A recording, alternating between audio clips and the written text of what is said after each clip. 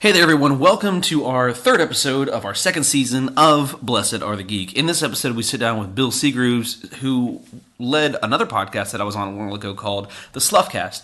Bill is a really smart feller. He knows his stuff. He loves comic books. He has done some inking. He's done some writing for comic books. He knows his comic book stuff. Throughout this episode, he's going to list a lot of inkers, writers, pencilers, all sorts of stuff. So have a notebook or something handy if you want to take some really cool notes. We're going to have some really cool stuff in the description, some great comic book runs you should definitely check into, some other great podcasts to check into if you want to check out some artists and stuff like that. Make sure you follow him on Twitter at Terry Diggs, TarryDiggs. Go follow him there. Make sure you follow us, Blessed Are the Geek, at Blessed Geekcast on Twitter. We have a Facebook group where we do a lot of our posting and stuff like that. We do some game streaming. Haven't in a while. We need to get back into that. But go follow us on Facebook, and without further ado, let's go talk to Bill.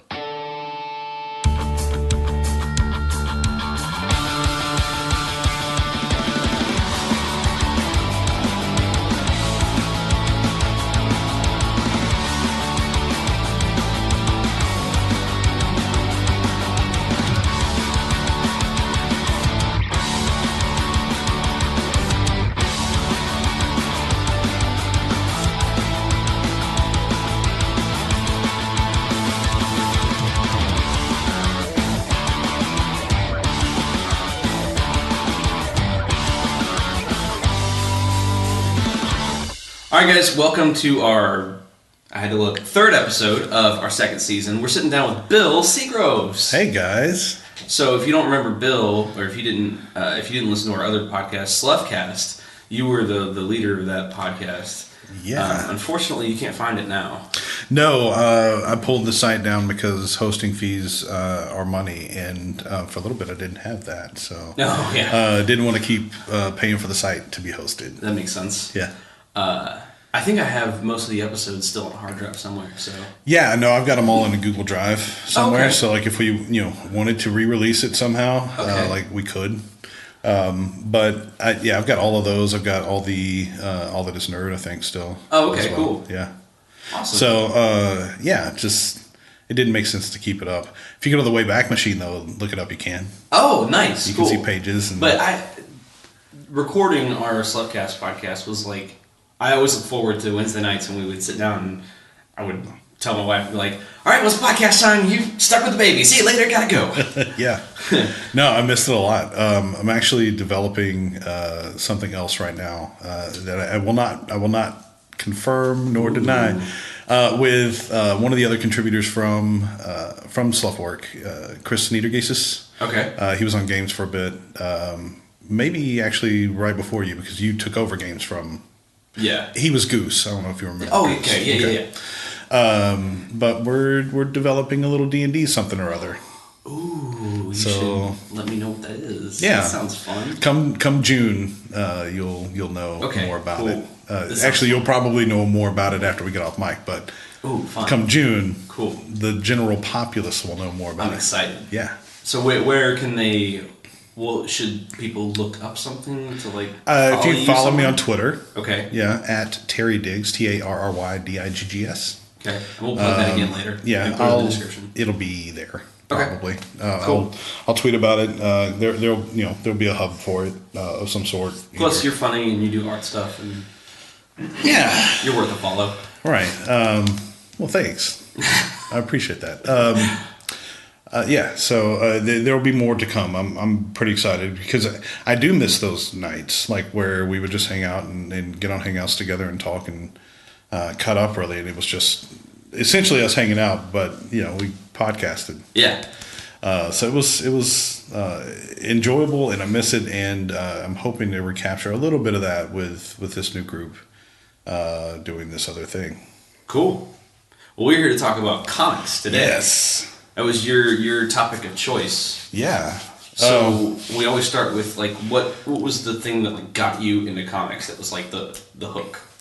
So I've actually used this in a couple of cover letters to resumes in recent years because I'm a storyteller. That's what I think I am by trade, by heart. And so one of the things that really got me into telling stories was when I was 10 years old, I walked into a Food Lion near my house while my dad was doing some grocery shopping and found an Iron Man comic book starring Iron Man and Doctor Doom and Merlin from the Arthurian legend. Nice. And so it turns out that Merlin pulls Doctor Doom and Iron Man into the past, quote unquote, to battle Morgan Le Fay. Okay. Because they're the minds that can take her down. Like Iron Man is tech and Doctor Doom is magic. Okay. And so they try to help Merlin take down Morgan Le Fay. So for me, it was just, I'd already seen comics. Like my cousin had some Superman books that I loved and would look at, but this was the first one that really stood out to me specifically. What was that issue of Iron Man? 250, 251, something like that. I think it was a two-parter. I've got it at home. Like, oh, really? Yeah, like I went and bought it, and nice. I need to have it graded, but it's in great shape. Nice. But it was one of those things where, like, to see those two worlds collide. Yeah. Like Marvel Comics superheroes and Arthurian characters smashed together in a comic book, and it just blew my mind. Well, that's the thing. I've read a lot of the old Marvel stuff, like a lot of Spider-Man, a lot of old Iron Man, even though I haven't seen that one. Okay. And just some old Marvel stuff, right? And one thing I've noticed about the old Marvel stuff specifically is that, like, they could do literally anything. Oh, yeah. Like, let's just take Doctor Doom and Iron Man and throw them into Arthurian legend. Right. Like, Marvel back then was so wacky and crazy. Especially, I mean, if you go back and look at the 70s and some of the stuff that they did with the Avengers, it was nutty. Oh, yeah. I love that. I mean, if you just look at the genesis of Marvel Comics, Thor, he's a mythological Norse god, right? So, like, they threw him in, and along with Hercules, Hercules is a Marvel character. And in DC, gone to the wayside. Yeah. But DC has definitely done a lot of that as well. Shazam is a perfect example. He's got like the wisdom of Solomon and like the speed of Hermes or whatever. Okay, I'm sorry. I was thinking the Shaquille O'Neal Genie movie Shazam, not the DC Comics character. Sorry. The one that Zach Levi is going to play. Interesting. Yeah. Wait, Chuck himself. Who am I thinking of that's in the Marvel universe that's basically Marvel's Superman? I thought his name was The Shazam. Sentry. With golden hair, and he's like older, and he puts himself in prison at some point. Yep, The Sentry. Okay. Which is a whole nother thing. Yeah. Like this guy, Paul Jenkins, he's a writer at Marvel, or, freelancer, but worked at Marvel at the time. He had this wacky idea that they create a character out of nothing and got in bed with Wizard Comics, which was huge at the time, and said, okay, well, what if there was some vaulted character that Stan Lee and Jack Kirby created that was just found in some art studio somewhere? So that turned then they basically like retrofitted him into the Marvel universe. So they found character. Yeah, they basically just like retrofit him into the Marvel universe, like where the Sentry. Yeah, where all the characters knew him. He was at the Fantastic Four wedding, like Susan and right. Reed Richards and the whole thing. So like, it turned out that the other side of the Sentry was the Void. So if he ever used his powers, the Void could use his. And was like his, the yin and yang sort of thing. That's interesting. And so, like, it's almost like a Bruce Banner type thing too. A little bit, but then in real life, it turned out that he was just insane, and like his powers, like he had like split personality. And, so the Void was still him, but it was just like he was bipolar or something. I mean, it was this really cool story. And the fact that Wizard Comics helped them pull it off, like they literally had an article explaining how this character was found in Jack Kirby and Stan Lee's stuff, that it was just unearthed and interesting. Like, so I mean, they pulled one over on like everybody. That's cool. Yeah. So like that whole meta thing was awesome at the time. The Sentry now is like kind of a B character. Yeah. He's Superman with issues. Right.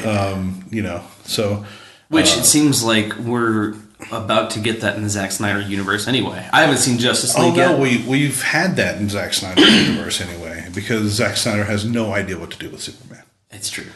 And there was rumors of a Matthew Vaughn Superman movie floating around for a little bit. I don't know who Matthew Vaughn is. The guy that did Kingsman. Okay. So the guy that directed Kingsman, he directed Stardust, the Neil Gaiman movie. He directed maybe the first Kick-Ass. Okay. But it was this super light, like hopeful sort of movie treatment apparently that he had floated out there for a while, and almost the antithesis of Zack Snyder, which is exactly what Superman should be. Right. Is the antithesis of everything Zack Snyder thinks about Superman. Yeah, 100%. Yeah. Now, his Batman, I really don't have a ton of problems with. Batman doesn't kill or shoot guns. Sure. There may be some collateral death, but he doesn't like just straight murder folks. But Zack Snyder's Batman does. So that's really my only problem with Snyder's Batman. And Justice League wasn't as terrible as everybody thinks it is. Cavill's mustache, like the CG to cover up the stash, is terrible. I didn't know that was a thing. Oh, Did awful. he refuse to shave for the movie? He was filming Mission Impossible, like the new Mission Impossible. That's hilarious. And he has a mustache, and the director would not let him shave it to do reshoots for Justice League. So they had to CG out his mustache. There are videos online of people CGing out his mustache better than Whedon did in the Justice League movie. Right. But for whatever reason. So I didn't see Justice League, I think and we'll get back to actual comics in a minute. Yeah. I didn't see Justice League because it seemed to me, and I think I said this when we were on the Sluffcast at the time, it seemed to me at the time that DC just wants to do what Marvel has been doing for the last literally 10 years, and they want to do it quicker. Right. So, and the Zack Snyder Batman is supposed to canonically be the same Batman as Christian Bale's Batman. No. It's not. I mean, it's okay. So this is an older Batman, a Batman that's been doing it for years. If you said he was, like if you took the Dark Knight trilogy and said, okay, that was the prequel to this Batman, right? It works kind of. Especially if you put, I think personally, if you put Suicide Squad in the middle and you make that canon, I kind of think it stitches them together enough. Yeah, but like, what do you want to? Like that's the question, right? Like, none of the movies since the Dark Knight trilogy have been that good, or like even close to that level of a movie, except for Wonder Woman. Even Dark Knight, the third one, wasn't even as good as the first. I mean, the third one was fine. I mean, there were a couple of problems with it, but it was fine. I mean, it definitely wasn't the third Matrix movie. I haven't seen that one. I saw the second one. But I'm just saying, like, it didn't ruin the trilogy. Okay. Yeah. The third in the Dark Knight trilogy is fine, but it wasn't Spider-Man 3. Exactly. There's a good analogy as well. Yeah. It didn't wreck the trilogy. Right. But none of the movies except for Wonder Woman have been great coming out of those movies. And it's honestly, I put it 100% on Zack Snyder's shoulders. That guy, like, he killed Watchmen. Like, he knew what he was doing with Watchmen because that was a great film. Because he wants to make movies about damaged things. Okay. I mean, that's like, he's a nihilist in real life. Like, he wants to make movies about damaged things. Like, I love his treatment of Dawn of the Dead. Like, he did Dawn of the Dead with James Gunn. Okay.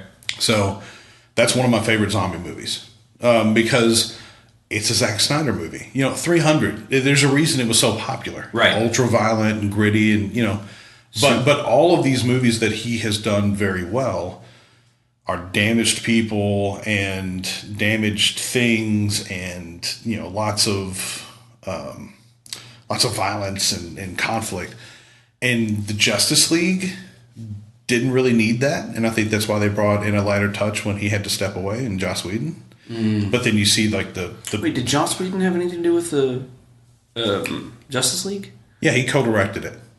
That's interesting, since he did Avengers. Right. Right. Zack Snyder's son unfortunately committed suicide. Oh no. So he had to step away from directing the movie. Absolutely. And so Joss Whedon stepped in, but they are those are conflicted styles. Yeah, conflicted styles. So like it maintained Zack Snyder's sort of visual panache, but then you got Joss Whedon jokes. And That's sort of weird. those lighter moments, right? Yeah, I could see some of that in the trailer, and I was like, some of it worked a lot better than other people. And honestly, it's not the train wreck that Batman versus Superman was. Batman versus Superman was a train wreck. And I think a good reason for that was the marketing beforehand, because I think maybe they didn't anticipate that people would go see it, so I feel like the movie was ruined 3 or 4 different ways before people saw it. And it just wasn't a good movie. Like, but if you watch the director's cut, like the extended version or whatever it is, that's a much better movie. Yeah. Like, I didn't plan to see it at all, so I read all the spoilers, like listened to all the spoiler casts and everything, and I heard everybody's complaints. Then I watched the extended version, and I didn't see a lot of those complaints in there. And I'm like, okay, because this made sense to this as to where apparently the theatrical cut it didn't. That's what I heard, is that several scenes were cut from the theatrical release that like kind of like botched up a lot of, like, made more plot holes than there already were. Right, but still, Superman was too dark. Batman really didn't have the motivation he should have to. I mean, he did and didn't with Superman. If it's Batman, right? If it's really like the DC Comics Batman, right? He isn't like motivated by this like crazy alien like destroying everything to just go kill him. It motivates him to research and figure out who this guy is really. Right. That sounds more like Batman. Right. So anyway, it's got its issues, but Justice League really wasn't as bad a movie as everybody makes it out to be. Go check it out. No, it's worth watching. Okay. Yeah, especially in 4K. Okay. Yeah. If you have that opportunity, we got a new TV, and I'm loving it. So let's go back to actual comics. Yeah. So we talked about Iron Man. That was your entry into Right. comic bookdom. What got you? What were your favorites after you kind of got into it and experimented and looked around for a while? So one of my best friends, and his name will come up a few times during the show. His name's Sterling Daly, and we lived just up the street from each other. And I was born in '80, so like you could say I'm an '80s kid, but really I grew up in the '90s. Like I spent my teenage years in the '90s, so the '90s Image Comics boom and all that good stuff. Like, sure. So that's really when I started creating comics, and it was he and I all the time. We'd play basketball like in his backyard, and then sit down and like draw together. And he was a much better artist than I was, so I ended up inking his stuff and writing a lot of the stories. So he would pencil it, and then you would ink it. Right. And just in case anybody doesn't know what's going on there, back then, how did they used to like put comics together? So inking started off as just a way for comics to be able to hit press. The pencil marks were too light, and to be printed to show up on paper, they needed ink on them. Right. Well, it turned into an art form itself. Like if you go and you look at different comic books inked by different people, like you can still do it today. If you look at pencilers who are inked by different inkers, you can tell the inker has a style all their own and adds that to the pencils. So it's like the guy who pencils kind of puts the scene together, puts the framework of everything, and then the inker comes in and kind of gives more life to it. Sure. So, and maybe not. It's maybe not the best analogy. I would say what the inker does is make sure that what the penciler meant to convey through his drawings or his or her drawings is conveyed properly before it hits print. Gotcha. So, whether that be flourishes, heavier lines to indicate sense of scale or distance. If you draw a thicker line, it could mean the light source is coming from the opposite direction. Rather than hitting the place it is where you might see a thinner line. That sort of thing. Sure. So I ended up just because I just felt sort of like, okay, well, we're going to make some comic books here. So I'm going to write them and he'll draw them and I'll ink them. That's cool. And that sort of thing. So we did that for a little while. Like, you know, did you have any like recurring, like a... we were kids. So like we made like, another thing that was really big at the time was like Marvel had put out like this whole series of trading cards. And it was like all the superheroes. So you could read about the superhero on the back, like learn about their power, see how powerful they were compared to other heroes. And like, we had all of them. So we did our own deck.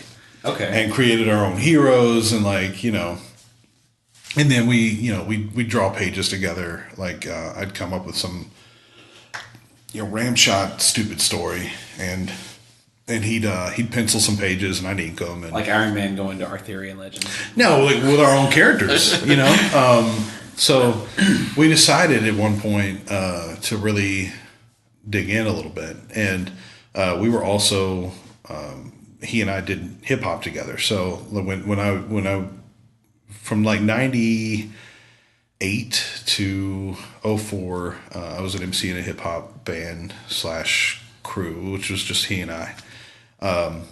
And we went to Houston, Texas for a showcase with a record label out there and performed. And one of the guys on the label, he had a crew called Knucklehead Ruckus. Okay. But he wanted a Knuckruck comic. So it was our first paid gig. Like nice. I wrote the comic. He was drawing the pages. It never saw the light of day, but it is what it is. But that's really like where we were like, okay, cool, we can do this, And so from there, we started a small comic book group with some other friends of ours called Lunchbox Comics. And we'd hit the cons and do the thing and get a booth or a table or whatever. Usually it was just, the smallest space on Artist Alley because we were broke. But we'd go out there and hawk our comics. And, we had like all these little creations. Like I had Bug Boys, which was sort of a comic, like a comical comic strip, like a funny pages sort of deal. But it was just us. It was us trying to do comics. So the comic was about making comics. Right. So like we'd be hanging out at our local comic shop with the guy that owned it, waiting on people to come in to the book signing we had that day, but nobody was showing up, obviously, because we suck. And my little brother, who honestly is just like the whitest kid I know, would like the whole conceit of the episode that the issue that we took to Chicago one year was him standing on campus at the local college at MTSU over here and handing out flyers for the comic book we made in the comic called All Hippies Die. At the time, there were a lot of hippie kids on campus. Like, I say hippie, like a lot of, kids that like love to smoke pot and like hacky sack and, kind of live whatever is college. I think those kids were still there when I was in college. No, they're always there. Yeah, right. They're always there. But like he has a crowd of hippies, like a mob of hippies chasing him to the comic book shop. Where they just crash in and Pat disappears like Obi-Wan, like with a puff of clothes just hitting the ground. The funny bit though was that him being the whitest kid I know, he only talked in hip hop slang, and so it was like super enunciated and everything. Right. Yeah. Well, no, it was just like his character in the comic in the comic, he wore like dragon shirts. Like the button-up dragon shirts, and then and only talked in hip hop slang. And so anyway, we did that for a little while. Nobody was really biting. So it's a shame. That's pretty funny. It never became a thing. We had that in like little, they called them ash cans, like little printed books that were essentially like zines. Okay, yeah. But like it whatever. We hit several cons and did our thing for a while, but it's like everything else. You grow up and you have to get a real job and all these sure. things. But I mean, it made you who you are today, and it gave you the skills to do, a lot of fun stuff that you're doing now on the side and everything. Well, sure, and that's not where it stopped either. Honestly, sure. I've done some pages here and there, and Sterling and I actually reconnected a few years later. He was in the National Guard, and he somehow convinced them to do a comic book. So it brought me in to write it and ink it. Interesting. So wow. So we did that, and they never published it. Again, it is what it is. Right. I got a paycheck. That's nice. So whatever. Right. I mean, I'd like to see it in my hands and have it, but it's always nice to get paid for, the creative work you do. Doesn't matter, got paid. I mean, ultimately, sure. Right. I mean, like I said, I'd love to see it. I'd love to have it in my hands and be like, yo, this is a comic I did. But, I mean, I have others of those, and it's not, a promotional comic or like a recruitment comic for the National Guard isn't. It was an actual internal kind of. Well, no, I mean, it was a straight up superhero book, and I was amazed with what they were letting us get away with. I mean, interesting. Basically, it was the soldier. I barely even remember the story, but the whole idea was you know what? I don't even remember. You know what's funny is this is just one thing that never made it to light. How many things do you think even just the National Guard has done or had commissioned? Dude, I mean, any organization. I mean, right. Anybody that steps into creative work understands, if they've been around for a little bit, understands that what they're doing may never see the light of day. I mean, look at video game development. Oh, absolutely. How many publishers have just put the kibosh on a project after devs have spent done. Years of their lives on it? Yeah. So I mean, when you step into creative work, that's the way it goes. Your project may never ever come out, but if you put the work in and you're proud of the work and whatever, I think that's the important bit. Sure. So that also led to me and him working on some other books together. There was a company called Ape Entertainment that he was penciling books for, and he brought me on to ink those. Okay. I think my inks did see some published, light of day at least in some form or fashion. But I mean, it's one of those things where I've had some work published. I've had some work just fall to the wayside, and it is what it is. At the end of the day, again, I'm proud of the work that I did, and continue to do when I can. Comics were never going to feed my family, right? Put food on the table and that sort of thing. But in a freelance capacity, I love being able to still work on them. Sure. So I still do some penciling. Who knows? Maybe one day. Yeah, I'll never put it away. Yeah. I always have the idea. I always have.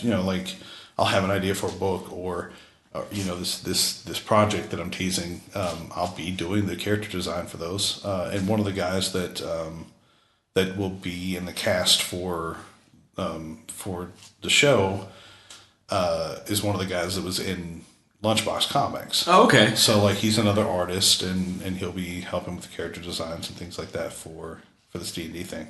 Cool. And who knows? We might produce a comic book with it if it's if it makes sense. I'm never going to put it away and say never again. I mean, I've actually been producing some illustration work for some other things recently. Never say never. Right. So you were mentioning some inkers' work look better than other, or they you can tell the difference. Who are some inkers that some people should try and look up the work of? Maybe modern or classic or whatever. Man, that's a question. So in the early 90s, a guy named Scott Williams basically just changed the game. He has become Jim Lee's premier inker. So if you don't know who Jim Lee is, he works at DC Comics. He's a VP of something these days. But he, in the 90s, I mean, like, he was the influence. Like, if you looked at Marvel Comics, especially X-Men books in the 90s, they looked like his work. Like, basically the editorial staff said, okay, Jim Lee is the guy, and, you know, we're selling millions and millions of his books. Make your work look like his. So even if an artist didn't necessarily draw like Jim Lee, they were trying. Sure. Especially in Marvel in the 90s and on X-Men books. So he's an amazing artist. He's over at DC now, and is actually doing did a short Superman story for the 1000th issue of Superman that's about to come out. But Scott Williams is his inker. And I mean, if Jim Lee himself doesn't ink it, Williams probably did. Okay. And Lee doesn't ink his stuff a lot. If it's going to publication, it's probably Williams. But he uses a lot of lines, and you know, he just basically created his own style of inks. That ended up like becoming a craze almost. Oh yeah, I mean, like there are inkers who look specifically at him as their influence and as like the master of the craft. I'm not a huge fan of Lee, of his style. No, of Williams' style. Okay. I definitely see the impact he's had, and you know, appreciate that. But I'm not a huge fan of his ink style. I think it's a little too frenetic. Like there are too many lines everywhere. Oh, I see. I like a little bit of a cleaner style. Almost like manga art. Yeah, I mean, because Jim Lee's Japanese. Oh, okay. Japanese American, I think. And so he definitely has some manga influence in his art style. Yeah. So yeah, a lot of the you know, I mean, and obviously Lee, his style and Williams' style have melded over the years. Like it's finally like. I mean, when you see Jim Lee pencil something, he'll have Scott Williams like ink lines in it essentially, but with pencils. Yeah. So like, you know, they've built into each other over the years, and influenced each other really. Another guy that I really love right now is named Mark Morales. He's no relation to Miles Morales. No, but he did work at Marvel for a while. I mean, okay. Maybe he worked on Spider-Man. He mostly works with a guy named Ed McGuinness. Or has for a bit. Him and Dexter Vines are a couple of guys that have worked with a guy named Ed McGuinness that I really, really like their work. And theirs is a much cleaner art style, much cleaner ink line. A lot of artists these days will ink other pencilers and that sort of thing. I don't know that I have like, you know, there was a guy that was working at Marvel for a long time. His name was Tim Townsend. He's still there, I think, but he was an influence for me, like in the early aughts. Because again, very clean style. He started doing this thing where he would block outline things in the foreground a little bit, make it a little more graphic. Okay, almost like an old cartoon. Yeah, I mean, and I could show you some stuff off air, but like it's that style for me was really cool because he worked with an artist named Joe Madureira, and Joe Madureira was a huge influence for Sterling, and so when Sterling, you know, was a Madureira fan, I became a Townsend fan and started trying to ink his stuff like Townsend, and you know, that's just like you do when you find new inspiration or a new band to listen to or something like that. Sure, but it was like creative. Like, yeah. Oh, I like his style. Let's try and work that in a little bit. Because I mean, like I said, like he just had it went, and that was about the time that I started getting into graphic design and sort of the ideas of that creative endeavor, or whatever. So yeah, I don't know that I have you know, like a big list of inkers that I'd say as I keep listing them off. Right. Yeah. No, there's no more, but there's also this one guy. Yeah. But yeah, I mean, those are some guys that I've really, really appreciated over the years, I guess. Gotcha. I had another question a minute ago, but I entirely forgot what that question was. Right. Let's see. Oh, I know what I was going to ask you. Let's go into some of your favorite storylines and your favorite stories throughout comics over the years. Wow. 'Cause I've read a handful, and like I said before, like almost 100% of the stuff I've read has been Marvel. And I've read a few runs of different things here and there, but I'm interested to see what somebody like yourself, who definitely has more comics under their belt, more brands for sure. What do you think are some of the best things, some things people should definitely look up? So, just sticking with the big two, Marvel and DC, some stories that I love over the years is like Green Lantern First Flight. Okay. I believe it was called First Flight. I may be getting confused with the animated movie that they made. But Jeff Johns is the writer for it. And essentially, at this point in time, Green Lantern was a nobody. And, kind of like how he's sort of become in pop culture now. Well, this revitalized Green Lantern at the time. It was like, I want to say like the early aughts. And is this what led to the Ryan Reynolds movie? You think maybe? Yeah, oh yeah. Okay. I mean, like the repopularization of him began here. Yeah. And basically, Jeff Johns went back and like retold the origin of the character. And Sinestro, obviously is the villain of Green Lantern, like his nemesis or whatever. And his weakness is yellow. Yeah. Okay.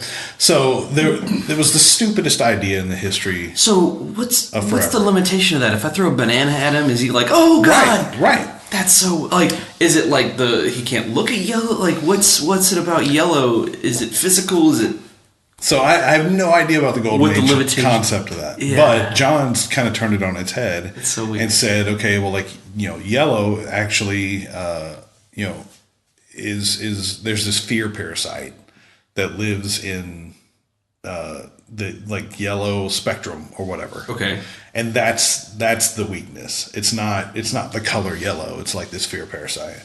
So like the big giant fear parasite at the end of the Green Lantern stupid movie was supposed to be a representation of that. And, gotcha. I mean, like they took all of the great ideas that Johns had during this miniseries and just like crapped all over them and put Ryan Reynolds in it. Right. Sorry. You're good. So anyway, First Flight. Yeah. Green Lantern, and I'll make sure to get you the. So while you're thinking about the next one, there's another great podcast that I listen to occasionally called Nerd Goat, and I got it through listening to This Is Rad, which is one of my favorite podcasts. But Nerd Goat sits down with like stand-up comedians in the California area, like the SoCal area, and they just talk about who they think the nerd greatest of all time is. So it can be literally anybody. And one of the early episodes was about Green Lantern, and I learned more about Green Lantern than I ever knew in my entire life. And he actually sounds like a pretty damn cool character now. He is. And one of the things that made him that way was Jeff Johns. And that's why, like, when you hear Jeff Johns, like, I don't know if you know who Jeff Johns is. He was the preeminent writer at DC for years. Like, he revitalized a ton of characters, revitalized the Justice League, honestly. Like, they were kind of, hanging out in obscurity, and then he took over and started writing them. Revitalized Aquaman, made him cool. Right. Like he, and honestly, he's now a VP at in the films division, like, helping run these movies. Because his vision for these characters is just, like, it's tip top. It's, if you want a true picture of what a character should be for DC, go find whatever book Jeff Johns wrote about that character. Like, I would say, that's a good miniseries for DC. Like, there's so many people who are like, Dark Knight Returns and all this, and I like they have their place. Sure. For me, like, the idea that draws me to superheroes is that they strive to be better than me. They strive to be sacrificial. But also, like, they have to fight against the things and thoughts that you and I would have to go through to circumvent those things and be better than that. Right. Like they put themselves aside to save other people. And, I'm a Christ follower. I think that allegory is not missed in me, so like that, there's a reason that like Christ sacrificed and put himself aside for people, and so do superheroes. And it's a pretty simple analogy, but like I think that's one of the things that drew me to it when I was younger. But like it's hard to do, like, and I don't think enough is put on that by terrible writers, that it should be easy to write Superman, because he has to put Lois aside, he has to put Ma and Pa Kent aside, he has to put his professional life aside he has to stop everything, right, and go save a person, because that's who he is. Like, that's his nature. Did you ever watch Smallville? Yeah, love Smallville. I honestly, it's getting a lot of attention lately for some reason. I'm not entirely sure why, but like I've seen a lot of articles in the last couple of weeks, like mentioned, like, let's go back and look at Smallville again. And I'm like, because Krypton came out. What is that? Krypton is a new series on Sci-Fi that. I know what you're talking about. Yeah, it's a prequel to Superman. It's basically Krypton. It's what happened before Superman came. Yeah. Right. Like during Superman's grandpa's time. So okay. They can tell their own story on Krypton without having to worry about the continuity of Superman. Right.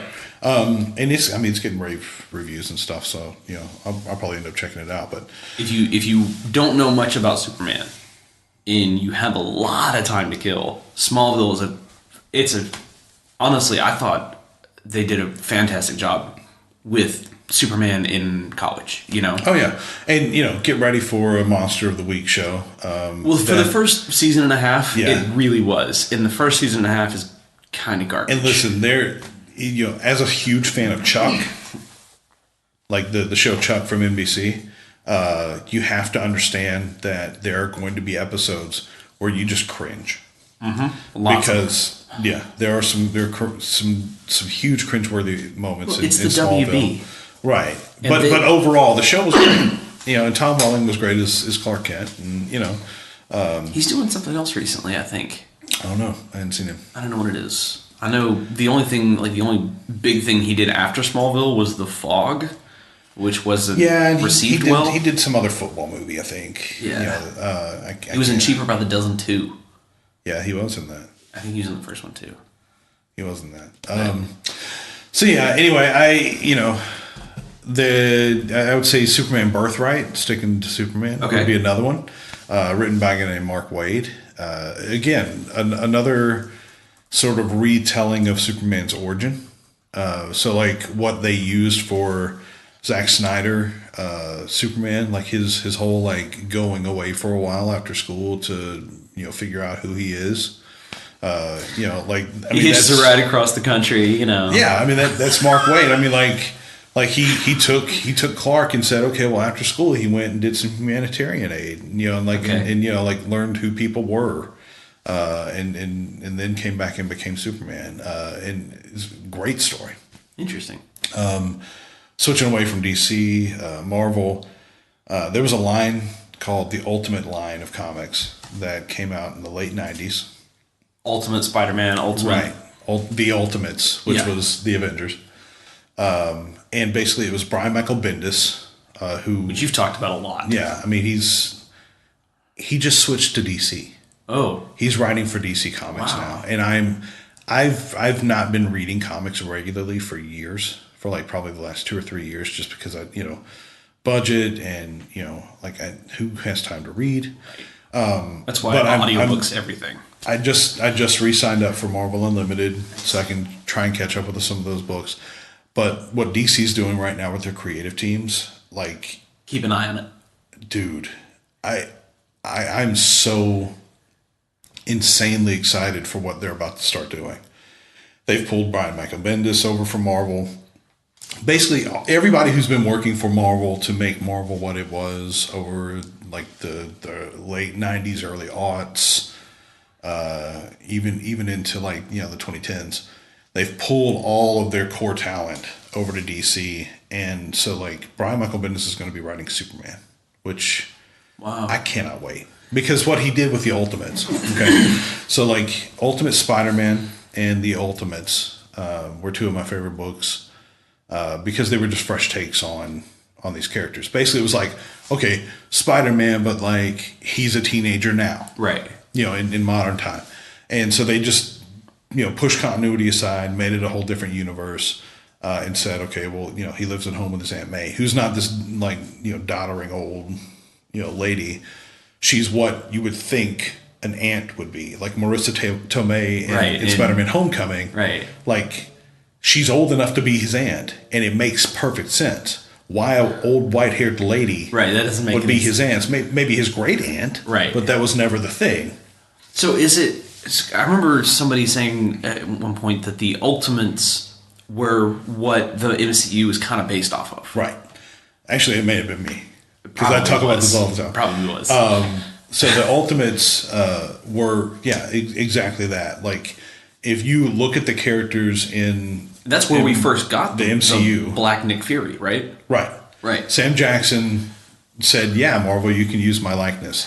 And they Did that made really him, happen? Yes. And so they made him Nick Fury. Nick Fury before that, in regular Marvel continuity, was just, you know, like a old white guy. He was George Clooney. That's who Basically, who should have played Nick Fury if he stayed white. Right. Was George Clooney. Yeah, 100%. But, like, you know, Thor with the long hair and a, you know, a little more casual attitude. That was the Ultimates. Captain America, more of a soldier in the Ultimates. You know, Definitely shooting a gun. First time you films. ever saw Cap shoot a gun, but Interesting. he's a soldier. Yeah. So it makes sense. You know, Tony Stark being Tony Stark. Just you know, I mean, just like, yeah, it's all. Now the Hulk, the way he's portrayed in the Ultimates, like the whole one of the first story arcs is the Hulk running amok in New York City, like eating people. I mean, the Hulk, you know. Yeah. And they have to go stop him. So because Betty Banner eventually, you know, the regular, Ross. Betty Ross, right, is dating Freddie Prinze Jr. Sign of the times. Is that like the most 90s thing you've ever heard of? Yeah. So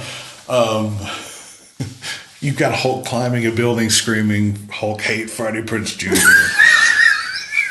and it's supposed to be tongue in cheek. It's from Mark Miller, the guy that wrote Kick-Ass, and, right? You know, and Kingsman and That's all so those movies. funny. You know, so like it's supposed to be that. It's that sort of like really bombastic. But you know, that's the first time you ever saw those characters do those sorts of things. Right. Like I said, Cap shoot a gun, or like, you know. So I'd say definitely the Ultimates 1 and 2. They did 2 miniseries. They're both great. And then, I mean, the whole Bendis run on Ultimate Spider-Man. I mean, I could go on for days. I really could. Because there are so many comic arcs over the years that have really impacted me and like made me love the genre. So one of the few runs that I read all of in Marvel, and if people are big fans of the MCU, they should definitely go back and read the source material for Civil War. Yeah, because I've still never read anything published by anybody that I thought was as good as the collective of Civil. And I'm talking about like the Moon Knight side issue that has very, very little to do. I'm talking about the whole run.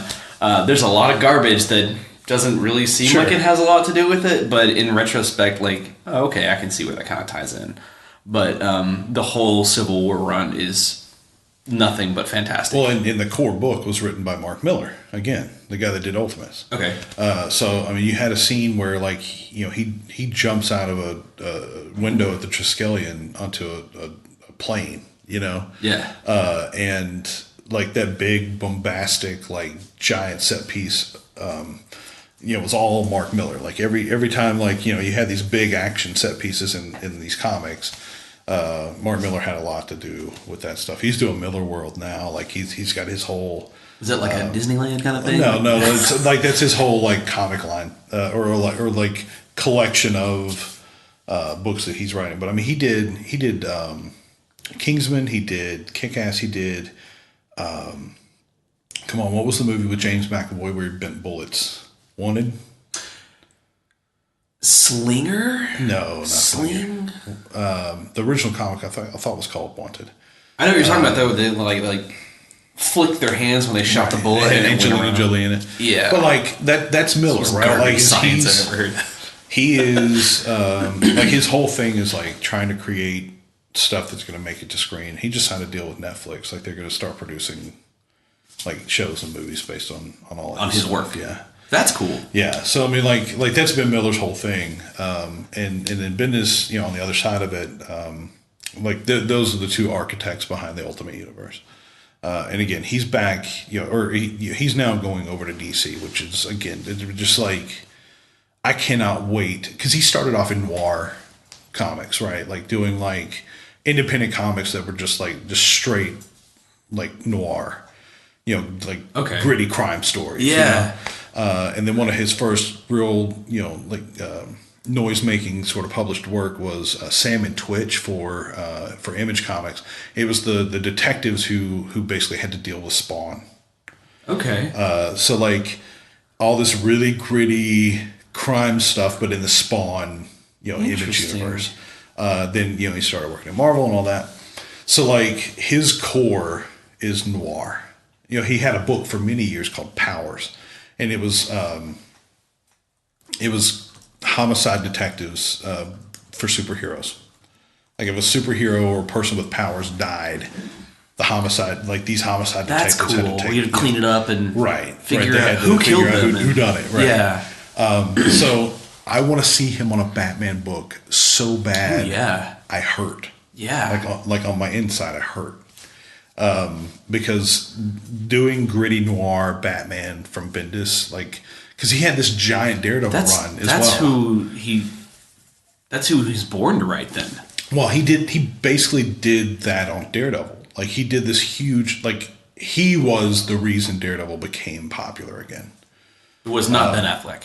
No. So Kevin Smith and he was the editor-in-chief of Marvel Comics. I don't know his current title, but an artist named Joe Quesada. He's high up in Marvel, like maybe the president. He was the editor-in-chief. I don't know what his new title is, but he's the guy. Sure. But he started off as an artist. So Kevin Smith and Joe Quesada had a run together on Daredevil, which produced the Ben Affleck movie. And then after all that settled down, Brian Michael Bendis just slid in. Mm-hmm. So Brian Michael Bendis and an artist named Alex Maleev came in, just slid in after the whole Quesada Smith thing, and created one of the best noir comic book series I've ever read. I mean, just like they took Daredevil, they beat him down to like the core of his character, built him back up, then beat him down again, and just like we're talking seminal Kingpin stories, seminal Bullseye stories. The Marvel Netflix series is taking so much from their run. I was about to have you talk about that in a second too. I mean, it took so much from their run. So, and that was who? That was Daredevil, and I don't know the issues. You can look it up, but it's Brian Michael Bendis and Alex Maleev, and they just put together this gritty, seminal series. I mean, we're talking probably 50 issues of Daredevil comics. Right. So I recently. So let's get into the Netflix series. What do you think about what Marvel is doing with their Netflix series now? I love Daredevil. Season 2 was the best thing that they have done in that run of shows. I liked season shows. 2 was. Yeah, I loved Daredevil season 2. Okay, that was with the Punisher showing up and that sort of thing. Yeah, and Elektra. Yeah, and the whole Daredevil Elektra dynamic, the fact that they were able to explore that more and really dig in there. But I'm a fan of the series, of all of them. Iron Fist wasn't great. But it was better than some shows I've watched. It was better than a lot of the episodes of Smallville that I've watched. True. Again, it's not saying much. No, it's not. And I think it was worth watching for some moments, and then the eventual Defenders miniseries. So, which wasn't great. Okay, that's what I was about to say. Is that I already didn't care for Iron Fist. I don't like Danny Rand. I don't like the actor who's playing him. I don't like the direction it's going. Right. I liked everything else about Iron Fist except anything to do with Iron Fist. Everything else was really good. Right. And then Defenders came in. When Rand showed up, you're like... right, every time. I was like, more whining. Yep. Then the Defenders came along, and I was like, oh yeah, we're going to have like our own like Netflix version of the Avengers, right. but it's going to be in the streets. No, we didn't get that. We just got more of Danny Rand being a whiny teenager. But you saw the other characters play on that too. You saw Luke Cage just being like, what? Right, but the thing was, while all the characters were all interacting with the story of Danny Rand as the center, it kind of felt like everybody was like, ugh, God, why is this guy here? Right. So, and I guess in a way, like, everybody's voicing maybe what a lot of people were right. thinking. No, 100%. I think that's the character, and I think seeing his growth from that is what they're trying to accomplish. Okay. So like, who knows if we're getting a season 2? Who knows? They haven't announced it, I don't think. Okay. Meanwhile, Jessica Jones just got season 2. Right, and Luke Cage season 2 is coming. Yep. Which, of all the series on Netflix, Luke Cage might be my favorite. Oh, I love Luke Cage. It's amazing. And Jessica Jones season 1 was pretty good. Yes. I just started season 2, and I don't know if it's just the space I'm in or what, but like the first episode, I'm just like, just not. I don't know if I want this right now. Yeah. Just that sort of thing. So I'm gonna watch it. I've watched all of them. Right. But right now, I don't know. It's a little harder to dig in. I felt that way with Punisher. Episode. I loved the Punisher. Really, we're halfway through it, and we just can't get ourselves to keep going. The Punisher is the best series that they've done so far. Really, the best season of any of the shows so far. No, I love the Punisher, and this is gonna be very. This could be an unpopular opinion. I like the Punisher because of the mindset that he has, and he's one of the few people in superherodom that's like, nah, this guy can't be. Just straight up vigilante. Yeah. Just sorry, can't be fixed. Yeah, and. While it's probably not a great thing to say and believe, I really like that there's somebody out there who has that mindset. But you also get to see the Punisher is more about everybody else around him saying like, no, these people are worth the time. Like, it's that sort of, especially in Civil War, great freaking example when he and Captain America meet up. I don't know if you remember the scene. Yeah, it's one of the best scenes in like Marvel period.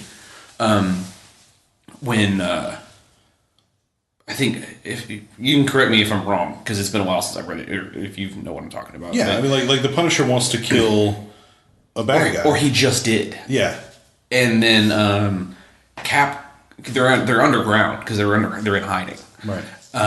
Because of the superhero act or whatever, and so Cap just goes off on the Punisher, which you could easily see in the MCU right now. Yeah. If they merge those two things together, Cap goes off. He just starts beating the crap out of the Punisher, and he's going, "Come on, man, fight back!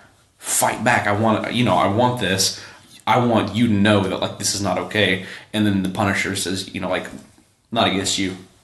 You are my idol." Right. And it's weird to see how somebody who has the exact opposite mindset of Captain America, that's his, he's the idol. Well, and I think part of that is like, and that's always been the thing in the MCU or not MCU, but like in Marvel Comics was, Captain America is the soldier, that other soldiers want to look up to, right? And so Frank Castle was a soldier. Originally, the continuity was, Vietnam, then it switched to Iraq, and, it keeps getting updated as he gets older, right? Which war he fought in. Keeping with the times. Right. But Cap being the soldier that Punisher looks up to, because Punisher's still doing the work of a soldier in his mind. Greg Rucka, one of my favorite writers, he wrote a run on The Punisher, and his Frank Castle didn't talk a lot. And it's one of the things that I loved the most about him. He was all about the mission. Yeah. So if it didn't make sense for the mission for him to be clean shaven, he'd have a beard. If it didn't make sense to the mission for him to eat food that day, he wouldn't eat food. That's crazy. I mean, just like everything just was a dedicated the mission. mindset. Right. Is this the same Punisher that the Warzone movie was done after? Like big collar kind of thing? No. This is maybe 5 years ago. He wrote this run. And that was who? Greg Rucka. He's another noir cat. I mean, like he's written plenty of superhero stuff, but like when he does like, you know, crime stories, I'm all about it. Sure. He wrote a comic book called with another guy named Ed Brubaker. Yeah. Oh God, I love Brubaker. Yeah, Brubaker's great. He's the reason I'm such a huge Captain America fan these days. His Winter Soldier run is. Well, he created Winter Soldier. It's amazing. Yeah, I mean, so there you go. There's another run for you. Is Ed Brubaker's Captain America run. Anything Brubaker does. Yeah, I mean anything solid. because he's a great crime fiction writer. I mean, amazing. But so is Rucka, and he and Brubaker teamed up on this series called Gotham Central, and I would say that's probably, it was one of my favorite comics in the early aughts. It was basically Gotham PD in the shadow of Batman. So like Batman would show up, but like you'd see bits and pieces of him. He was not the star of the book. It was Gotham PD. It was kind of like the other story you were talking about a minute ago. Right, like Sam and Twitch. Yeah. Right. So like it was, you know, just Batman being in Gotham, but like them having to clean up from him taking down the criminals or trying to do what would when Batman wasn't around, like trying to take down, you know. Or like in the animated series when he would like leave the guy strung up somewhere, it's what would happen after that. Basically, yeah. So like it was, you know, it was more detective stories. I would watch that in this universe. Oh, dude, yeah, 100%. They made this stupid Gotham television show. I haven't seen it at all. I mean, there's no reason to. Like, I've not seen it at all either. And again, that might be an unpopular opinion. A lot of people love it. That's because they're morons. And listen. If you have listeners that are morons, it's okay. There's still time to turn away from being a moron. Listen, this is your call to arms. No, listen, watching Gotham doesn't make you a moron. It just makes you a moron for the hour you're watching Gotham, right? Like, I tried. I gave it about 10 minutes. And in the first episode, there's some maniac in Gotham PD who gets loose from his cuffs and is trying to like hold up the whole PD, and you know, this young dashing version of Commissioner Gordon before he's commissioner. He's just, you know, he's a detective or like whatever. You know, he tries to like talk him down, and the actor that plays him like is so like hand-heeled in this moment. I'm just like, okay, I'm done. Yeah. Like, we're 5 minutes in, and like just the way, like, he's talking down senior officers, like, no, I've got this. And I'm like, no, that's not how things function in the real world. Sorry. And just even just the previews and trailers and stuff, I'm like, this is not a thing I want. But if you were to give me a gritty, like detective story, Gotham Central. It was a dark night in Gotham tonight. I mean, you give me that, I'm in. I'm in. Absolutely. So anyway, I've seen about 5 minutes of Supergirl. Yeah. But I feel the same way. The first season was good. Then it moved to the CW. And it got terrible. Look, the CW superhero shows are hit or miss. Yeah. There are a couple that are really good. Or have been really good. And there are a couple that are just complete trash. Legends of Tomorrow, that would be one of the complete trash. Yeah. Supergirl, honestly, when it moved to CW, complete trash. A lot of people like The Flash, too. I love The Flash. Okay. Although the TV show, I feel like they missed something with not making the TV show canonical with Justice League. Yeah, I mean, you know, I won't even dig into the politics of that, but that's so weird. It seemed like a perfect time to. Well, but that's the thing I think DC is doing, and they don't want to mix it all together like Marvel, and Marvel doesn't even really want to mix it all together. That's so weird because like seeing John Bernthal in Civil War would have been amazing. Yeah. But even the Russos, like, they're talking about the Avengers Infinity War, and they're like, none of the TV characters made it into this movie because we're already juggling 70-something characters, Yeah. Like, how do we juggle more? And so... Well, fair. I mean, to realize like, just from people, a logistics standpoint, like, I get that. Have you seen, there was a picture released a few weeks ago of every actor who's been in the MCU in the stands or whatever. Quote unquote every actor. Right. Ed Norton didn't make it to that photo shoot. Well, so technically, but his General Ross did. Oh, did he really? Yeah. Oh. Because he pops up later in other movies, or at least one other movie. Yes, because at the end, okay, so that's really weird because Universal owns the rights to Hulk movies. Correct. Like and anytime they can't release a standalone movie Hulk without film. Universal being involved, right? Right. So the last film that was like that, The Incredible Hulk in 2008, 9, around that time, was the last standalone Hulk film. And at the very end of the film, you had the Robert Downey Jr. Iron Man cameo with General Ross. Right. And General Ross has popped back in. I think he was in one of the Avengers movies. He was. It was a very small cameo, if I remember correctly. But yeah, but so like it's still canon, right? They haven't said anything to dissuade from. But Mark Ruffalo's doing it. No, Ruffalo's fine. I like Ruffalo. It's okay. I like Ben. I wish he were smarter in his dialogue when he was a human. Like Did you see Ragnarok yet? Did you see Ragnarok? Is amazing. Yes, but that's what I'm saying. Like it seemed a little more Mark Ruffalo, less Bruce Banner. It did. Yes. Like whereas Ed Banner, Norton, I couldn't imagine Ed Norton in that situation though. Well, Ed Norton probably would have been Ed Norton. That's the thing. It was really the writing, not necessarily Ruffalo. Like the whole Science Bros thing in Avengers was great.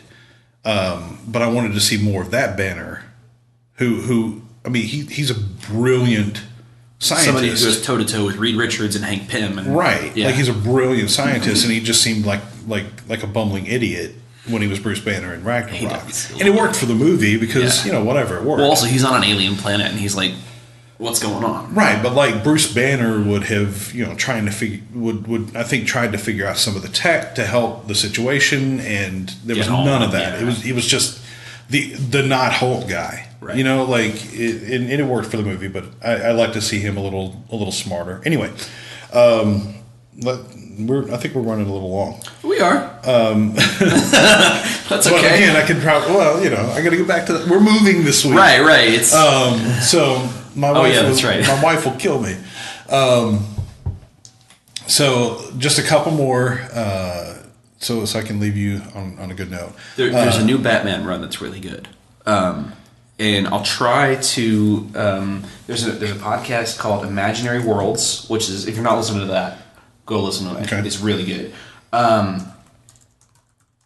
But they do an episode about Scott Snyder. And about him taking over Batman. Right. And I was going to say, Scott Snyder is the new Jeff Johns. Court of Owls is really good. Dude, his entire Batman run, and you want to talk about another art or another inker that I really enjoy, Danny Mickey. Is he the guy for Snyder? He inked Greg Capullo on that whole Batman run. Greg Capullo I'm a longtime fan of Greg Capullo. He the first work I ever saw him do was X-Force back in the 90s when, again, everybody was ripping off Jim Lee. Okay. Because the editors really wanted everybody to look like Jim Lee. So Capullo became an amazing artist while he was working on Spawn over at Image. So Todd McFarlane dropped the book. Greg Capullo came in and took over single issues. He did some Sam and Twitch stuff, like all of that. But he really honed his craft there. And what him and Scott Snyder did on Batman, I put it up there with any of the seminal runs. It's great. It's better than Dark Knight Rises or Dark Knight Returns to me. Yeah. Frank Miller is Frank Miller, and to see those alternate world takes on characters is cool, but don't try and make that the continuity. Like, Batman is Batman, and in the Snyder comics, he's Batman. He's a great detective. He's a martial artist. He's all the things that Batman should be. I feel like some of you kind of hit on something, the detective thing.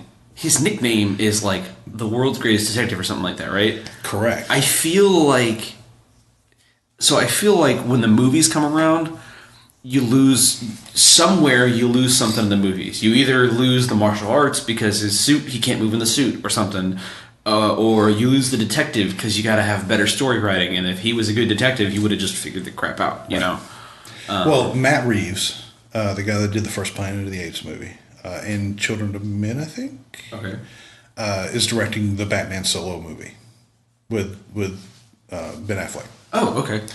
The rumor is that it's going to be a fantastic detective movie. Nice. And if that's what we get, I'm so in. Right. Because, you're right, that aspect of Batman's personality is lost all the time. Right. It was nowhere present in Justice League. Right. You either get too much of one thing or you get none of it. Right. And so, I would love to see, the reason the Batman the Animated Series from the 90s has lived on so much is because he was all of those things in that show, right? Like that. I mean, that's the seminal Batman. He was a great detective. He was a great quote unquote father figure to the Robin and Batgirl. You had episodes of the animated series. You had Joker episodes, but then you had fighting episodes, and then you had strict. This is just a detective episode, and there's not even a supervillain. Right. I mean, the show was so great. So I'd love to see a lot more of that type of Batman, and I'm really hoping that Matt Reeves kind of pulls that off. But anyway, so Snyder's run on Batman, and Snyder now is taking over the bigger reins. He's doing a Justice League book. Ooh. And I can't wait. I mean, him and a guy named Brian Michael Bendis and Ivan Reis are doing Superman. Ivan Reis worked on Aquaman with Snyder. Okay. For a little bit during the whole New 52 thing. I was gonna ask you what the New 52. Well, that's where Snyder's Batman came from. It's the New 52. So. It was this detour that DC Comics took, and it's part of their whole. So DC Comics lives in a set of multiverses, like Marvel does now, apparently. Well, yeah, but they say all of them exist in the same space. Marvel does as well to an extent, but they have had comic series called Crisis. Yeah. So Crisis on Infinite Worlds. Crisis on Infinite Earths, Crisis, all the Crisis. But it's where these worlds collide. Okay, and so the New 52 was a whole another version of the DC Comics multiverse, and then they've collided. Now they're back to regular continuity. But the New 52 is where the Snyder Capullo Batman stuff lived, and it was great because they could just kind of go off and do their own thing. It could probably live in standard continuity for the most part. There was some really wacky stuff they started to get into for a little bit, but he's doing really wacky stuff in the regular DC continuity now too, so it doesn't matter. I'm a big fan of continuity is oh, really? Some of it, I mean, it depends. If continuity in your series remains intact, I'm good with that. Continuity between comics, I'm not as necessarily big on unless they interact with each other. Unless it's a run or something like that. If the Avengers are over here doing a thing that's world shattering and Spider-Man should have been a part of it, I'm going to be upset that Spider-Man doesn't show up. Mm-hmm. But if the Avengers are over here doing something world-shattering and Spider-Man's off doing another thing that has That's nothing to do completely with unrelated, and there's no shockwaves or anything. Right. Yeah, that's like, not... Tell your story, you know. Right. I'm really excited to see what they're going to do with DC, and I'm going to probably buy too many comics. But the last couple I'll leave you with, Why the Last Man? Okay. Written by a guy named Brian K. Vaughn, and drawn by an artist, Pia Guerrera. And basically it's like the Y chromosome.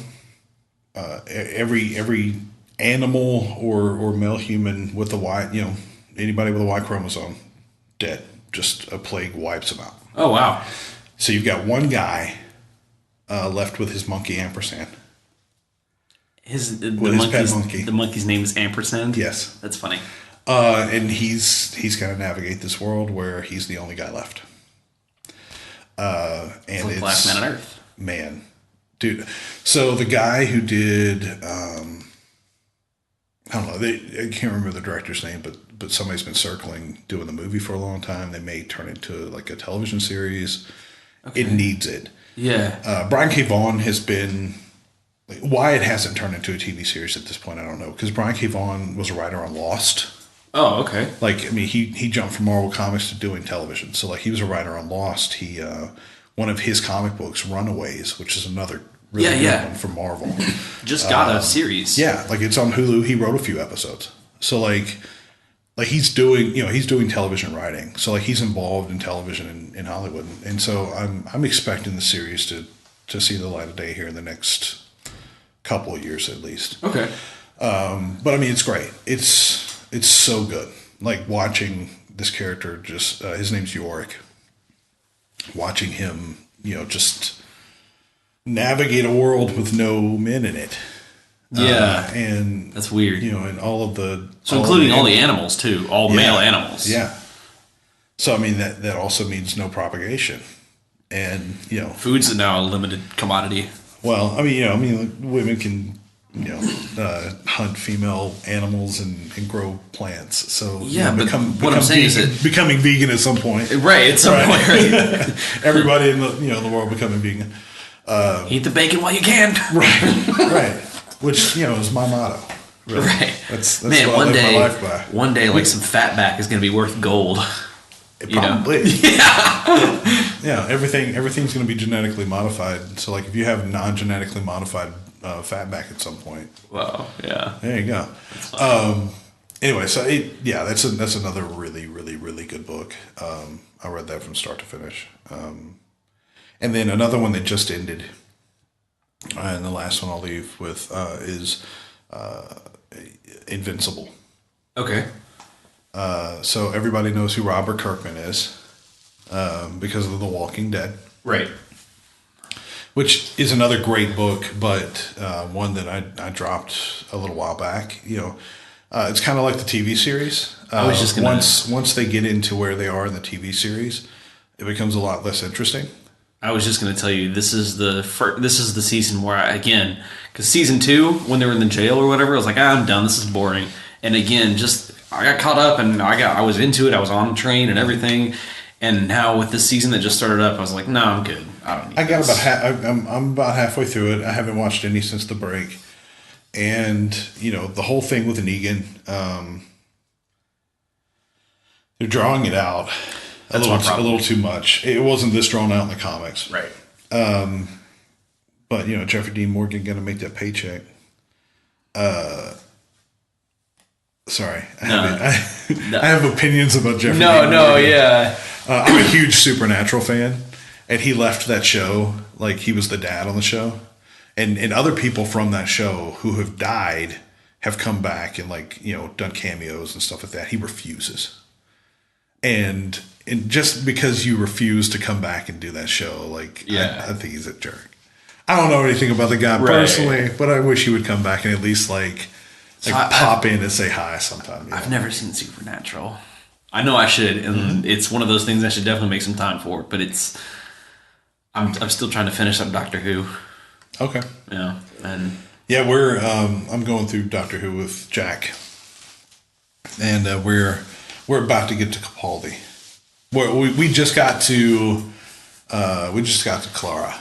I'm doing. Like literally, we're getting to Clara. I'm doing happy dances right now. Like for people who keep listening, like Doctor Who is like one of my favorite things ever, and I will say that since you're in it right now, and I know this is a detour in the conversation, but the writers don't know what to do with Clara at the point you're in. Oh no, they have no clue.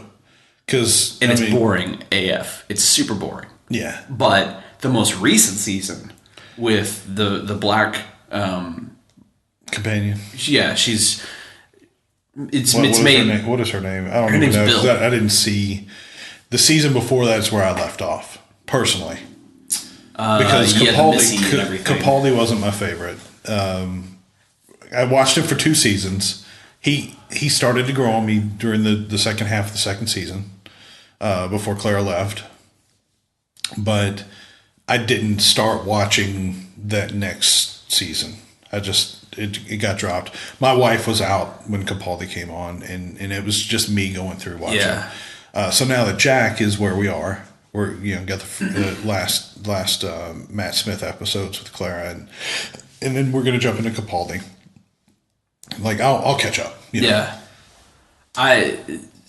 One day something just clicked for me in Capaldi, and he became one of my favorites. The episode where he's like standing on the tank in that arena, like playing too much, guitar, way over the top. Yeah. But like it started. That episode for me started showing me that who he is and his character could be the Doctor. Sure. Because like he was never the Doctor to that point to me. He was just a grumpy old dude. And that's who the first Doctor was. Right. But the Doctor is supposed to overcome being the grumpy old dude and start, really trying to like save everybody. Right. Like wait, I'm the Doctor. Like there have been definitely times over the course of the series where like, he's reminded of who he is. Yeah. I mean, that's especially David Tennant's era. Yeah. And even Matt Smith. I mean, like when he starts to go down, that bad hole, he gets real dark to a bad place. That's when, oh my gosh, Amy steps in and is like, wait, Karen you're Gillan. the Doctor. Yeah. Yeah. By the way, my son has a biggest huge thing for Karen Gillan. So do I. Yeah, sure. Okay. Sure. Yeah. Yeah. But he's in good company. But we watched Jumanji, like the new Jumanji on Friday night. Look, it was great, man. Have you seen it? So I just saw the original Jumanji for the first time this week. Yeah. This is how bad I forgot this about you. Bro, like you're not I saw Fight Club for the first time a couple months ago. Okay. I just saw Total Recall and Blade Runner and Fifth Fight Element. Club. I'm proud of you. Oh my god. The movie's so good. Yeah. Yeah. Blew my mind. Yeah, of course. Absolutely. But I want to see the movie, but Karen Gillan for an hour and a half in short shorts. You'll be all right. One of the things that I was really kind of disappointed in with the movie was that she didn't have a lot of lines. She was just there for the eye candy. No. It was partly her character, because she's the avatar for a real girl back in real life. Sure. So like her character is supposed to be kind of shy, and that's the whole thing. Like her character is like she's a strong girl, right? But she's shy and it doesn't really say a lot and is kind of unsure of herself. So. That's a conceit of her character, and her avatar acts the same way. I think they did a great job of each of the 4 actors portraying the characters that they were supposed to be. Yeah, especially Jack Black. I mean, dude, I can't wait. God, I love Jack Black funny. so much. That movie is so funny. I'm telling you, it shocked me how funny it was. But you could hear her coming in and out of her Scottish accent every time she talked, and I think that's probably why they limited some of her lines. Because while she looks the part and does what she should, I guess if there you think are about times it, you're like, if you think about it, Nebula doesn't have a lot of lines in Guardians either.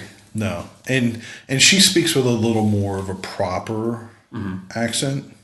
By the way, aside, if you really are into Doctor Who, and you like David Tennant, but you also liked Amy and Rory, watch Broadchurch. Yeah, I've heard about Broadchurch. It's all about solving mysteries Yes. with the Doctor and Rory. Listen, you would love it. I would. My problem is I don't have a whole lot of time to watch television without my wife. And a show that's based on the murder of a child is not something I can get her into. Fair enough. So it's on the list. Yeah, it's all about it, and it's all about a small town in England somewhere, and right? David. And I'm all for it, man. Yeah. All for it. But yeah. Anyway, so Invincible. Let's get back to Invincible. Okay, sorry. No, you're good. Robert Kirkman wrote it. Started off with an artist named Corey Walker. Ended up with a guy named Ryan Otley. So Corey Walker took I think he did the first 12 issues or something. But then Ryan Otley took the rest of the series. And it's 160 issues or something like that. And they just finished it. They said, okay, well, we're going to have a definitive end. Here's the end of the comics. And so basically the idea is it's Superman mixed with Spider-Man. So this character, the character of Invincible, he's the son of that Earth's Superman, essentially. Okay. And he's working at a fast food place. One night he comes out and he's going to throw the trash away, and the trash bag gets slung to the moon, essentially. I think I saw something like this or something. Did they do a show or a movie or something? Mm-mm. Oh, but I don't think that's something. I may have talked about it before. It's big up there for me. So anyway, he and his dad start superheroing together, and it's great. So they set up this status quo. And there's a Justice League in this universe that you meet in the first few episodes. Talk about this. This is all sounding really familiar. But then before the first 12 issues are out, everything flips on its head, and I don't want to spoil it. Yeah. Because it's pretty early on in the series. Like I said, it's within the first 12 episodes or issues. We're just talking about shows. Sorry. Yeah. Well, spoiler warning. Okay? Yeah. Okay. We'll throw out a spoiler warning. It turns out that his dad isn't there from some benevolent planet trying to help out humanity. He's there to be the scout for the incoming forces. Oh, so it's like Goku. Sure. Not a Dragon Ball Z guy. Sorry. Oh. So his dad beats him nearly to death, and then goes back to his planet to tell everybody that the planet's ripe for picking. I mean, it starts off like dad and mom at home. Dad and mom, they make the whole superhero thing work. It's like the Invincible or the Incredibles, Yeah. Which happy family. Oh yeah, I'm stoked. But happy family. Kid finally gets his powers. Everything's hunky dory, and then dad gets busted because he kills one of the Justice League members. Quote unquote Justice League members. You definitely. And his son finds out, and so he confronts him, and the whole story he's known for his whole life. Him coming there to be the champion for Earth, gets flipped on its head, and so he beats him nearly to death and takes off. Did his son get his superpowers because it was the moon, or it was at night or something? No. Just came on. Okay, maybe I swear all this sounds really familiar. But anyway, you were right. We probably need to wrap up. Yeah. But so we have a bunch of cool comics here. We have a bunch of stuff people need to go look to. Green Lantern First Flight, Superman Birthright, Marvel Ultimates. This is the whole Civil War run. Look up the. The core book was great, but yeah, if you want to dig into Civil War, the time. Yeah, Civil War was sprawling. They did it just like they do all their big events. You've got 15-side books that don't really mean much to the main story. In total, I read over Amazing 100 Spider-Man comics. was great during that time because Spider-Man was kind of the linchpin of honestly, Civil War. If you want to go back and read the Infinity Gauntlet and Infinity Wars too, to see where we're drawing inspiration for the Marvel films with Josh Brolin, those aren't half bad either. So then we have Powers by Mark Miller, Daredevil written by Brian Michael Bendis and Alex Maleev. Punisher by Greg Rucka. Winter Soldier, Ed Brubaker, Imaginary Worlds podcast talking about Scott Snyder. Why the Last Man by Brian K. Vaughn, and Invincible by Robert Kirkman. A ton of stuff, ton of cool homework for people to go look up and like really get into some cool comics, especially a bunch of stuff that's gritty noir type stuff too. So where can people? Yeah. Real quick, just to correct myself, Green Lantern No Fear. Green Lantern No Fear. First Flight was indeed the DC animated movie that they based. They made it based on that storyline. Sure. But the comics were called Green Lantern No Fear. Cool, and we will link that into our description. So, Rebirth, Green Lantern Rebirth was the one that came before it. So if you want sort of a reading order, there's Green Lantern Rebirth, Green Lantern No Fear, and then Green Lantern Corps Recharge. Those are sort of the first three. And then Green Lantern Revenge of the Green Lanterns was next. But that's sort of the Jeff Johns order to it. Rebirth was the book that I was thinking of, I think. But No Fear and Rebirth kind of meld together into that whole story I was talking about. But if people are afraid of the Ryan Reynolds-y type of this is stuff not that. With Green Lantern, no. Definitely go check out that Nerd Goat podcast where this guy sits down and talks about his love of Green Lantern, and it turned me on to the character. I was like, oh, this is really interesting. I haven't looked him up yet, but it's still really interesting. So where can people follow you and find stuff that you've done and that sort of thing? So doing a whole lot at the moment. You can follow me on Twitter at Terry Diggs, TarryDiggs. I am writing a bit for a website called Rapzilla. Like I said, I was an MC in a hip hop band for a little bit, and I'm doing some movies coverage for them, but also some other stuff. So there's that. Otherwise, just keep an eye out for this D&D thing coming. Do you have a name for it? Do you want to talk about the name? Nope. Okay. No, cool. I mean, honestly, you cool. have as much really outside of the cast that we know about. I mean, we obviously kind of have some direction, but no, it's still in infant stages, and like I said, June is what we're shooting for. So that'll be coming. Just keep an eye out on Twitter, and that's about it at the moment. Okay. I love sitting in this absolutely empty apartment, talking to you. This has been a lot of fun, man. Yeah, dude. It's good to see you. I'm glad we rabbit trailed several times and talked about a bunch of different stuff. Yeah, that was all fun. It could literally happen for the rest of the day if we allowed it. Oh, 100%. Yeah. I when I used to work at Game Crazy, when I used to run those stores, if you don't know what a Game Crazy is. It's been a long time. Yeah, it was basically a GameStop, but attached to a Hollywood Video.